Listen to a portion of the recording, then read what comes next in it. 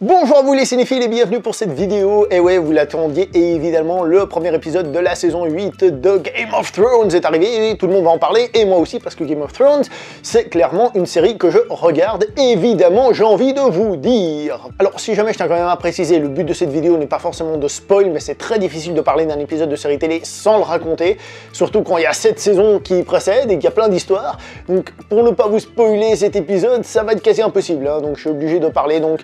De toute façon, vous n'êtes pas bête, vous l'avez vu avant, je le sais, mais je préfère quand même prévenir si jamais. Alors le but n'est pas de spoiler, je vais pas vous raconter l'épisode, mais je vais quand même dire pas mal de petits trucs. Tout d'abord, j'ai envie de dire que ça fait du bien de regarder cette série. Ça commence, et tu sens déjà, bon, le souffle épique, évidemment, de tout ce qui s'est passé avant, hein, quand on nous résume les saisons précédentes, et tu dis, waouh, ah ouais, quand même, ça fait du bien cette série, hein. Franchement, elle est bien. Et ensuite, t'arrives et tu revois ce standing, vous voyez, c'est ce design visuel, la qualité visuelle, la qualité des décors, la qualité des costumes, tout ce qu'on veut, et on se dit, ah ouais, ça fait du bien quand même, et on ressent ce côté épique, et on sait aussi qu'on est à un moment fondamental, ce qui fait qu'on se dit qu'on est vraiment au sommet de la vague, et donc ça fait franchement plaisir à voir. J'avais dit pour résumer la saison précédente, la saison 7, qu'on avait un peu placé toutes les pièces de l'échiquier et que maintenant il restait plus qu'à faire échiquier mat. Ben, ce premier épisode de la saison 8, c'est quand même encore un épisode qui place encore un petit peu les pièces. Je pense que c'est en fait quelque chose de très bien pensé, tout simplement parce qu'on a dû attendre depuis la dernière saison. Alors on sait tous qu'il y a des tarés de la tête qui se sont fait un marathon complet, etc., juste avant. Mais pour les gens comme moi qui n'ont pas vu Game of Thrones depuis le dernier épisode de la dernière saison, de la saison 7, forcément, ça fait du bien qu'on nous replace un peu le contexte. Ça fait du bien qu'on nous replace un petit peu le contexte, très honnêtement. Et c'est là qu'on se rend compte que vraiment cette série, encore une fois, hein, c'est pas juste là maintenant qu'on se rend compte, elle est merveilleusement bien écrite, parce que ce replacement de contexte ne fait à aucun moment lourd, à aucun moment on a vraiment l'impression qu'on est juste en train de te raconter un truc. Moi je repense, vous savez, aux animes quand j'étais petit, où il y a certaines fois, je sais pas pourquoi, il y avait un épisode, et ben il y avait que, on nous racontait que ce qui s'était passé avant. C'était une fois comme ça, de temps en temps, il y avait un épisode qui était qu'un résumé pratiquement, et puis peut-être un petit truc de rien du tout. Là c'est pas le cas, on nous replace les personnages, mais sans que ça fasse Reddit, et pire encore, en étant intéressant. En étant intéressant, pourquoi? Parce que cet épisode, il se base beaucoup sur la rencontre de personnages. La re-rencontre de personnages, des personnes qui s'étaient croisées auparavant, dans le passé, et qui là se rencontrent. Alors, d'un côté, il y a un côté un peu nostalgique. Ah ouais, on se souvient qu'ils s'étaient connus à cette époque-là. Ah ouais, ouh. On voit qu'ils ont grandi, qu'ils ont vieilli pour certains, enfin pour tout le monde, hein, mais certains n'ont pas grandi, c'est ça la différence. On voit aussi qu'ils ont eu du vécu, et donc forcément que cette rencontre, il y a aussi de la nostalgie, mais il y a aussi de la tension, parce que ils ont un vécu, à un moment ils se sont peut-être trahis d'une certaine manière, voire complètement, on est dans Game of Thrones, d'accord? Donc il y a quand même tout cet aspect-là qui est assez intéressant, et que personnellement j'ai trouvé très sympa à regarder. Et encore une fois, la grande force de cette série, pour moi, ce sont les dialogues pleins de tension, c'est-à-dire ils arrivent à faire une putain de tension à partir de pas grand-chose. Ils arrivent à construire leur scène et à faire que des moments soient forts, des dialogues forts.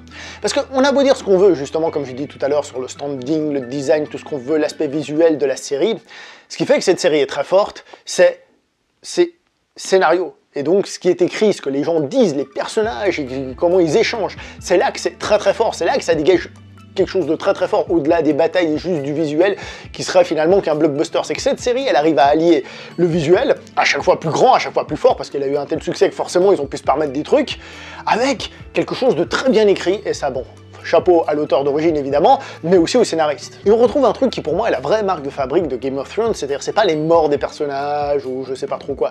C'est en fait qu'il y a un point A et un point B. Et on voit que les personnages, surtout ceux qu'on considère comme les plus gentils, ils veulent aller d'un point A à un point B. Et en fait, pendant qu'ils y vont, eh ben, ça part dans d'autres directions, finalement, c'est ça l'objectif, parce qu'ils n'ont pas pu. Et puis finalement, c'est celui-là. Non, finalement, c'est ici.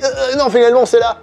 Pourquoi? Parce que de manière hyper réaliste, ça c'est un truc que j'ai vraiment kiffé, parce que ça évoque vraiment la réalité quand vous lisez des livres d'histoire ou des trucs comme ça. C'est-à-dire que ils essayent de faire des trucs, mais en fait c'est tellement complexe, parce que il y a lui qui est pas d'accord, il y a l'autre qui vient faire chier, il y a l'autre qui est pas d'accord, il y a l'autre... Et dans cet épisode, bien qu'il y ait des situations qui semblent presque acquises, on voit que tout de suite il y a des trucs, il y a des bâtons, il y a rien qui est parfait, il y a rien qui est fluide, tout simplement, pour faire simplement ce qui est prévu. Par exemple, l'amourette entre Jon Snow et Daenerys, qui semble... d'ailleurs un petit peu cucul à praline dans la saison précédente, je reviendrai là-dessus tout de suite, qui semble cependant établi, ben on voit que finalement, ce qui semble être simple, ben, peut-être que ça ne l'est pas tant que ça. Et en plus, ben, y a quand même des petites tensions, des trucs et des machins. Et je parle au-delà de la révélation qu'on avait eue en fin de la saison 7, hein, évidemment. Et c'est justement cette complexité qui rend pour moi la série super intéressante, parce qu'à chaque fois ça rajoutait plein de personnages, plein de trucs et plein de machins, qui me rappellent que souvent quand on simplifie l'histoire avec un grand H, on dit oui bah voilà, il y a lui, il s'est battu contre lui il a cassé la gueule à lui, hein, donc on parle de leurs armées, mais en réalité il y avait tellement de détails, de discussions politiques, de personnes qui sont rentrées en ligne de compte que c'est vachement plus complexe, et je trouve que cette série arrive à faire ressortir ça, mais de manière super intéressante. Et du coup, on voit qu'il y a des points de friction à gauche à droite qui font que, malgré que la saison 7 avait l'air de vraiment vouloir rusher un peu pour mettre les choses en place, eh ben, on sait toujours pas exactement où ça va aller. On se dit que ça va un petit peu partir en cacahuète, et comme on est dans Game of Thrones, on sait aussi que certaines choses qui sont plus ou moins établies risquent de voler en poussière. Voler en poussière, ça se dit ça? Partir en poussière ou voler en éclats, je crois plutôt en français. Non, c'est pas grave. C'est pas un auteur français, on s'en fout. Il y a cependant aussi des petites erreurs dans cet épisode. Bon, alors, il y a un moment donné où on peut dire que les effets spéciaux sont peut-être pas au top niveau, ou peut-être ça fait un peu fake. Et les gars, on est dans une série télé, et il y a qu'à voir les dragons et compagnie, c'est d'une beauté assez hallucinante. On parle d'une série télé, certes une série télé qui de nos jours est ultra cinématographique, mais tout de même... Donc à ce niveau-là, celui qui se plaindrait de ça, il y en a qui seraient capables de se plaindre au cinéma, mais là, dans une série télé, tu fermes ta gueule et tu fais « je kiffe ». Je voulais revenir vite fait sur cette amourette qui a encore aussi un petit côté très mielleux, cul la praline à certains moments où tu te dis « avec un peu d'humour dedans qui fait que... » Et c'est peut-être pas ce qu'il y a de mieux, et je me demande si c'est pas fait exprès, parce que le reste est tellement maîtrisé, je me demande s'ils veulent pas vraiment essayer de nous faire croire un truc, que vraiment on a envie d'y toucher tellement c'est beau, pour ensuite le liquider.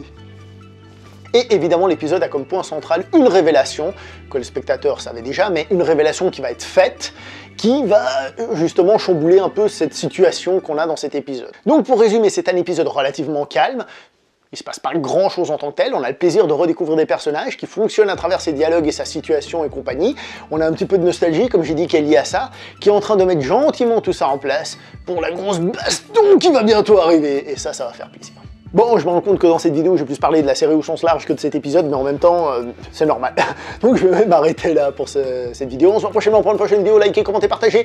Surtout si vous voulez qu'on se voit pour l'épisode 2 de Game of Thrones. Jusque là, portez-vous bien, ciao tout le monde. Abonnez-vous, j'ai oublié de le dire. Portez-vous bien, ciao tout le monde. Ça, je l'avais déjà dit par contre.